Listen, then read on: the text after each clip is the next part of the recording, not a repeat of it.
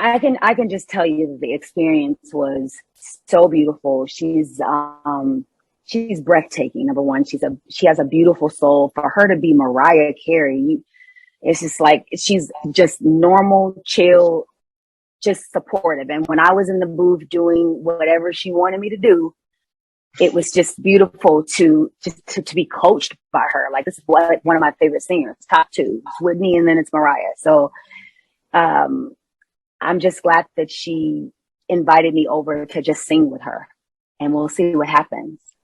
I cannot wait. The song, if it's this, I loved working with her. That was a dream come true. Mariah Carey. Her voice is an instrument. It's unreal, really. Do you have like an all-time favorite diva of all time? It's so hard to say. I have three. It's Mariah, Celine Dion, and Christina Aguilera. Like, okay.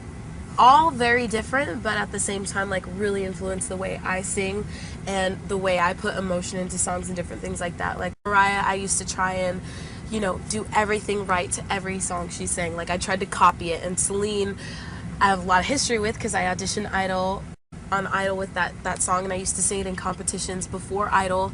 And then with Christina, I remember I was 9 years old when she came out with Genie in a Bottle, and I was so angry that I did not have blonde hair and blue eyes. I wanted to be exactly like her, and I loved her voice because she had such a huge voice and she was young, and I was like, that's so awesome, because I didn't feel so like alien-ish. I was like, oh, okay, so it's kind of normal, cool.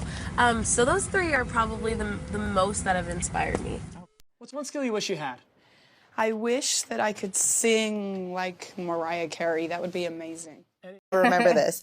I saw you talking about, influences in your life, and you talked about Mariah Carey. Yes.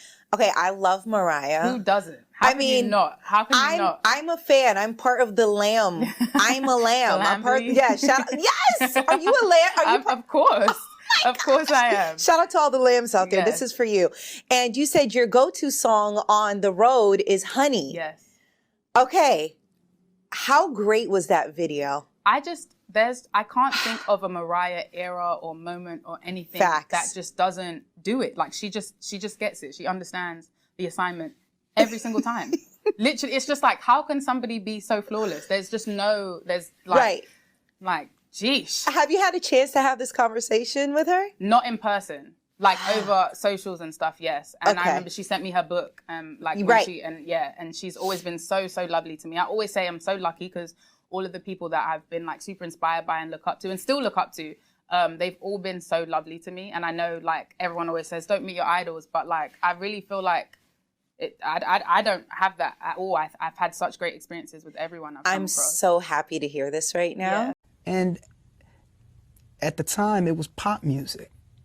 R&B rooted songs were these #1 songs. Boyz II Men with the #1 songs in the country. Mariah Carey, New Edition, all these. This is what I grew up to. This is what we were dancing to at school functions, at a barbecue. It was Bobby Brown. Yeah. So that feeling, that emotion I wanted to capture, that's what I was chasing. I think about those songs and it makes me feel like, man, it was fun to dance. It was cool to smile on the dance floor with a girl and flirt with a girl on the dance floor. And because they were giving. They were giving. MC is on those background vocals too. That was probably the most fun part of being a part of that creative process, because she would be right there in the booth and she would be like, all right, let's come up with some more parts. Yeah. And she was just always and then with the hand, okay, let's do that. Okay. How many times, like, we were the queens of stack of vocals. Yeah. What is one thing, maybe that's it, stacking vocals, that you learned by being under, would you call it the tutelage of Mariah? Absolutely. Or, stacking vocals. Yeah. And having to lock into other textures of my voice. Because as a church girl, you sing and you singing with Mariah, I had to discover and more so use airy textures, lighter textures, breathier textures. That's not necessarily required singing in church. Not at all. You gut punching every time you open your mouth in church. They won't stand up if you're doing airy. Standing behind her and I had a vision of love, and little things like we'd be in the vocal booth and she would say, put an H at the beginning of that word. It's not a word with an H on it, but it gives the... So That's I why learned she's a legend. Yeah. Yeah, That's cute. I learned how to work the other textures of my voice. It enabled me to incorporate that even in my own music, which is why on every album, you're gonna get those Kelly Price power records, but there's always gonna be something, at least one song that's a little more poppier, a little light, airy, breathier, because I love that texture. I love that. So it takes a lot of discipline. That's amazing. Yeah. Is Mariah here? No. No. Okay. Couldn't get right. I don't even want to tease. Look, the Lambs do not play. They do not play. Look, they do not play, so I don't even want to tease them, no.